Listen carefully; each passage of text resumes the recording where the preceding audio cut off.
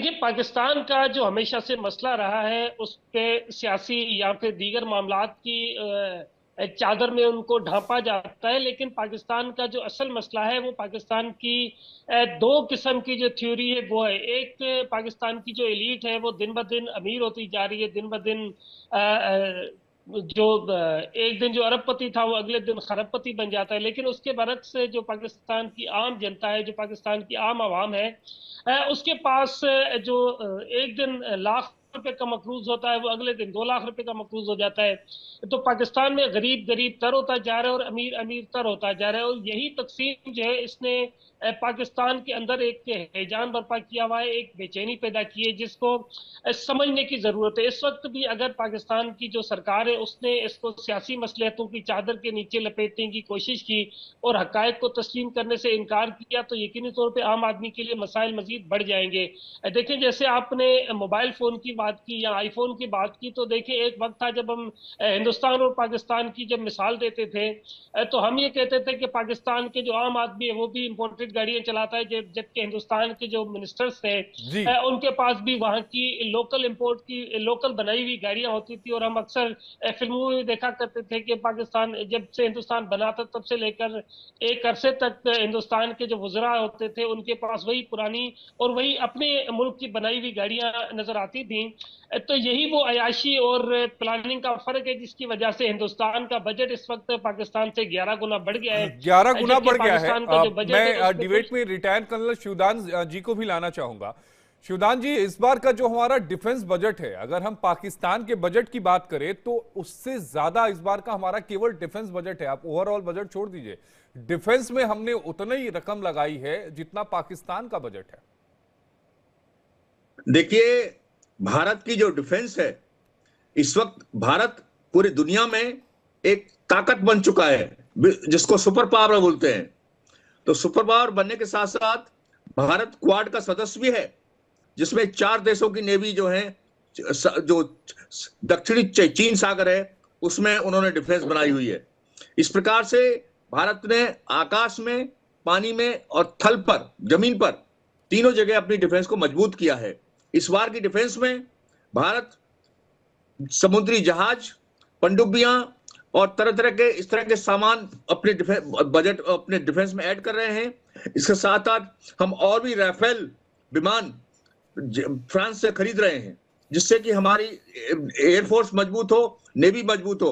इसके साथ साथ स्थल सेना के लिए भी हम एडिशनल अच्छी अच्छी तोपें ले रहे हैं और बहुत सा गोला बारूद ले रहे हैं, जिससे हमारी थल सेना भी मजबूत हो। इस प्रकार से हम अपनी तीनों सेनाओं को मजबूत और भी मजबूत कर रहे हैं, क्योंकि अब हम विश्व की तीसरी सबसे बड़ी ताकत बन चुके हैं। तो इसलिए भारत का डिफेंस बजट पाकिस्तान के नॉर्मल बजट के बराबर से भी ज्यादा है, ये इसमें कोई दो राय नहीं है। लेकिन एक सवाल यहां पर यह भी उठता है शिवदान जी, कि आखिर पाकिस्तान धीरे धीरे, होता क्या है कि हम तरक्की की तरफ जाते हैं, कोई भी मुल्क धीरे धीरे तरक्की की तरफ जाता है, बैक नहीं आता। बैक हम गाड़ियों में जरूर करते हैं, लेकिन वो भी उसे सुरक्षित पार्क करने के लिए या फिर आगे निकलने के लिए। लेकिन किसी भी मुल्क का पीछे की तरफ जाना, वो क्या कहता है? देखिए, पाकिस्तान ने 80 के दशक से ऐसी पॉलिसी अपनाई जिनके कारण पाकिस्तान का विकास रुक गया और पाकिस्तान बैक में जाने लगा। आपको याद होगा, 80 के दशक में अफगानिस्तान में रूसी सेना आ गई थी। अमेरिका को कोई ऐसा पिट्ठू देश चाहिए था जो अपने लोगों को अमेरिका की तरफ से लड़ाए और उनको, उनके बदले में अमेरिका उनको, उस देश को थोड़े घने पैसे देगा। तो इस प्रकार से पाकिस्तान ने आतंकवादी तैयार किए अपने पूरे मदरसों में, अपने पूरे शिक्षा संस्थानों में आतंकवादी तैयार किए, जिन्होंने जाकर के अफगानिस्तान में रूसी सेनाओं से छापामारी, वो एक तरह के आतंकवादी बने वहां पर जाकर के, और उस प्रकार से रूसी सेना वापस गई। रूसी सेना तो वापस चली गई, अब मेरा काम हो गया।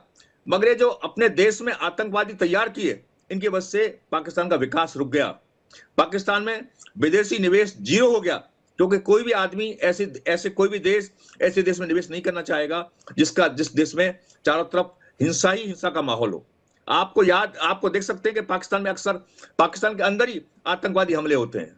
आतंकवाद अभी जिस तरह से पाकिस्तान में बलूच के अंदर बलूच लिबरेशन आर्मी युद्ध कर रही है, तो इस तरह के जो वाकया हैं, ये पाकिस्तान के अपने क्रिएटेड हैं, जिनको चाहे पाकिस्तान ने आप खुद टीटीपी एनकरेज की किया बात है। कर लीजिए, और बड़ी आराम से उनके जो नौजवान हैं वो अपने विकास के रास्ते से हट करके अब इस तरह के रास्तों पर पड़ गए हैं, जिसकी वजह से देश का विकास रुक गया है जमीर और जी, उसकी ये जमीर आर्थिक जी से दशा हो इसका गई है। जवाब लेते हैं। जमीर जी, आपने सुना रिटायर्ड कर्नल शिवदान सिंह जी को, जो पाकिस्तान की हुकूमत के बारे में, पाकिस्तान की स्ट्रेटजी के बारे में, और ये भी कह रहे हैं कि कई ऐसी स्पॉट्स हैं, चाहे वो अगर हम बलूचिस्तान की बात कर लें, चाहे हम टीटीपी की बात कर लें, जिनसे पाकिस्तान खुद परेशान है। तो ऐसे में मुल्क की आवाम की बेहतरी होगी कैसे?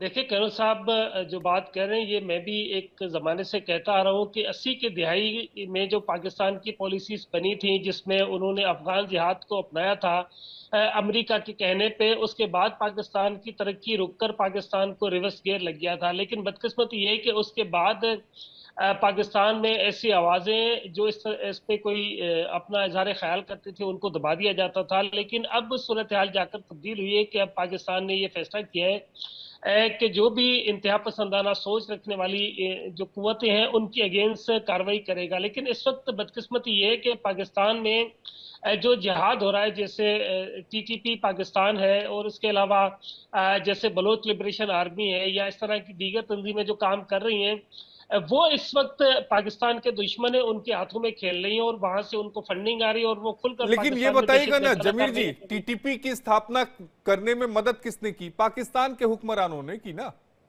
अगर आप आग से खेलेंगे तो जलने की संभावना तो रहेगी ना, इससे इनकार तो नहीं कर सकते आप। जी बिल्कुल, इससे इनकार नहीं किया जा सकता और इससे इनकार करना भी नहीं चाहिए, क्योंकि जब तक आप इस तरह की चीजों से इनकार करते रहेंगे तब तक आप अपने मसाइल को हल करने की तरफ नहीं बढ़ेंगे। तो मैं यही गुजारिश कर रहा हूँ, ये बात मैंने कहा है कि 80 के दिहाई में जब पाकिस्तान ने अफगान जिहाद को गोद लिया तो उसके बाद पाकिस्तान की तरक्की रुक गई। जैसे आपने कहा कि पाकिस्तान को रिवर्स गियर लग गया था, बदकिस्मती से उसी वक्त पाकिस्तान को रिवर्स गियर लगा था।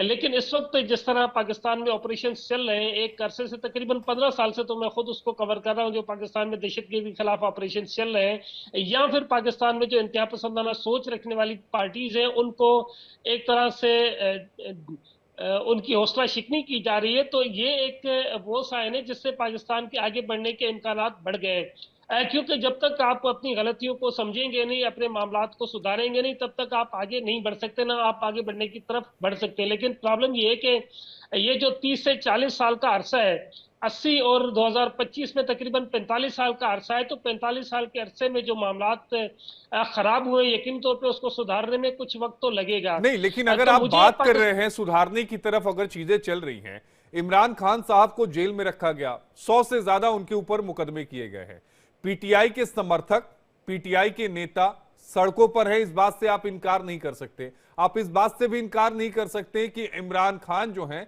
वो वहां की हुकूमत के खिलाफ जरूर होंगे, लेकिन वहां की जनता के पसंद में नंबर 1 पर आते हैं।